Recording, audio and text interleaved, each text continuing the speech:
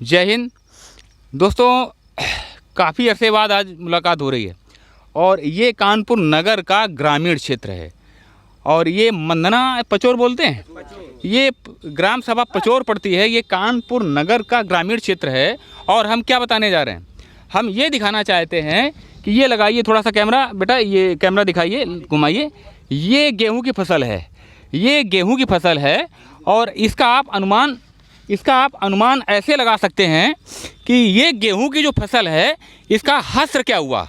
ये आप लोग देखिए कि ये जो गेहूं की फसल है इसका जो हस्र है वो क्या हुआ और अन्नदाता जो है वो कितना परेशान होगा। इसका अंदाज़ा, इसका अनुमान आप लोग लगा सकते हैं कि अन्नदाता की स्थिति क्या होगी।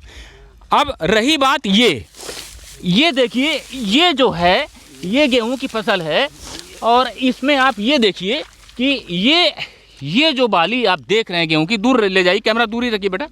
ये जो बाली आप देख रहे हैं ये सरकार के उस दावे की पोल खोलता है जिसमें सरकार ये कह रही है कि रबी की फसल को जो बेमौसम बारिश हुई, जो बेमौसम बरसात हुई है, इसमें रबी की फसल को 8 से 10% का ही नुकसान हुआ है। सरकार के इस दावे की भी पोल खुल रही है। और याद करते हैं 1960 का वो दशक जबकि 85.5 लाख टन गेहूं का उत्पादन हुआ। हरित क्रांति के बाद में क्या होता है कि यानी कि लगभग 1000% से भी अधिक जो गेहूं का उत्पादन है उसमें वृद्धि होती है। 1960 के दशक में आप ये मान के चलते हैं 85.5 लाख टन गेहूं का उत्पादन हुआ और 2021-22 में 1068.4 करोड़ टन गेहूं का उत्पादन हुआ। इससे आप ये अनुमान लगा सकते हैं कि अन्नदाता जो है वो परिश्रम कितना करता है और सिस्टम और सरकार में बैठे हुए लोग वो क्या करते हैं कि किसान कितना परेशान होगा, इसका अनुमान आप लगा सकते हो। जब ये बुवाई होती है तब डीएपी, क्यों भाई क्या नाम है आपका? अजय। तो डीएपी किस रेट में मिलती है? डीएपी किस रेट में मिलती है? बढ़ती है कि घटती है ये बताइए। 1470 की। 1470 प्रतिवर्ष बढ़ती है। हाँ प्रतिवर्ष, हाँ बढ़ते हैं। डीएपी के रेट प्रति वर्ष बढ़ते हैं, मंचों से दावे कुछ भी होते रहें, डीएपी के रेट बढ़ते हैं। बुआई टाइम से हो नहीं पाती है, फसल पक के जब तैयार होती है तो आवारा जो पशु हैं, आवारा पशु से दिक्कत होती है। हाँ, कुछ बताइए। दिन भर दिक्कत होती है, कमा नहीं पाते। बताओ क्या नाम है आपका? अजय। अजय। अजय। तो कितना आपका, ये आपका खेत है? हाँ मेरा। कितना नुकसान हुआ आपका ये बताइए। अब कम से कम हो गया होगा, कम से कम 1.5-2 लाख का। 1.5-2 लाख का। इसमें जो और भी खेत होंगे आपके पूरा नुकसान? हाँ पूरा नुकसान हो गया। सरकार से क्या कहोगे आप? सरकार में जो लोग बैठे हैं क्या कहोगे? कहेंगे कि भूखे मर रहे हैं सर। भूखे मर रहे हैं। हाँ। क्या बोलेंगे? वहीं पर रहेंगे। हाँ। तो सवाल इस बात का आता है कि ये अगर अन्नदाता इतना परेशान है, उसकी फसल पूरी की पूरी चौपट हो गई है, तो क्या सरकार इन किसानों को, ये जो गरीब किसान हैं, इनको कुछ मुआवजा देगी या कुछ हज़ार रुपए दे करके इनको शांत कर दिया जाएगा? और ये जो फसल इस तरह से बर्बाद हुई है, हरित क्रांति के बाद जो गेहूं का उत्पादन हुआ 1000% से भी अधिक किसान का परिश्रम जो होता है 1000% से भी अधिक की वृद्धि हो जाती है। और उस देश में जहां 229 मिलियन गरीब रहते हैं, भूखे रहते हैं, लोग एक समय का खाना खाते हैं, उस देश में 2021-22 में 70 लाख टन खाद्यान्न का निर्यात होता है। तो ऐसे देश में, ऐसे सिस्टम में बैठे हुए लोग और ऐसी सरकारों में बैठे हुए लोग, उनके आगे एक प्रश्न आता है कि नहीं आता है? सबसे बड़ी चीज़ ये है, ये देखिए, अब ये जो बाली है इसको तो जानवर भी, जो पशु हैं वो भी नहीं खा रहे होंगे।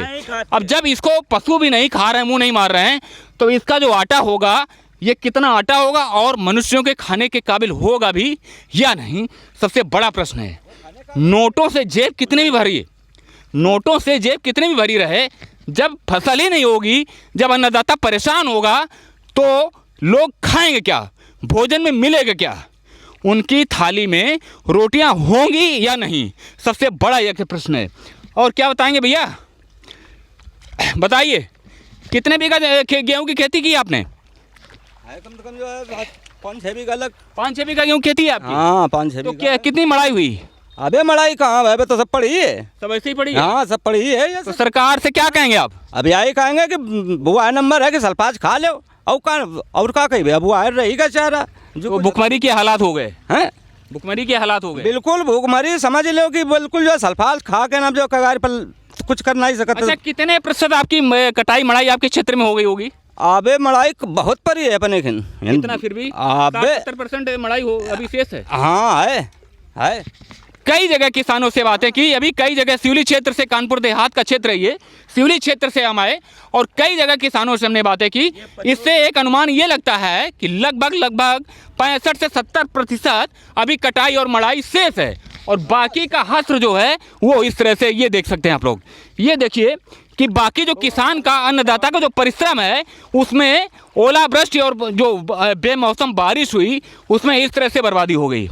हम ये नहीं कहना चाहते हैं कि इसके लिए भी सरकार और सिस्टम दोषी है, परंतु इन गरीब किसानों के जो जख्म हैं, इनके जो ये स्थिति है, इसमें सरकार में बैठे लोग क्या मरहम लगाएंगे? सबसे बड़ा सवाल ये आता है।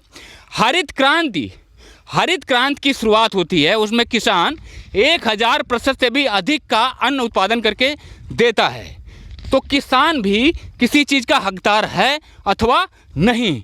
और आप लोग जो वीडियो देखते हैं उनके लिए सबसे बड़ा सवाल ये आता है कि यदि अन्नदाता की देश में ये स्थिति रहेगी और कोई सुनने वाला नहीं रहेगा, इतनी ओलावृष्टि के बाद, इतनी बेमौसम बारिश के बाद भी सरकार का दावा ये होता है कि 8 से 10% रबी की फसल में मात्र हानि होगी और बाकी का कोई नुकसान का अंदाज़ा नहीं है, तो इसमें किसान किस स्थिति में खड़ा होगा? सबसे बड़ा सवाल ये है।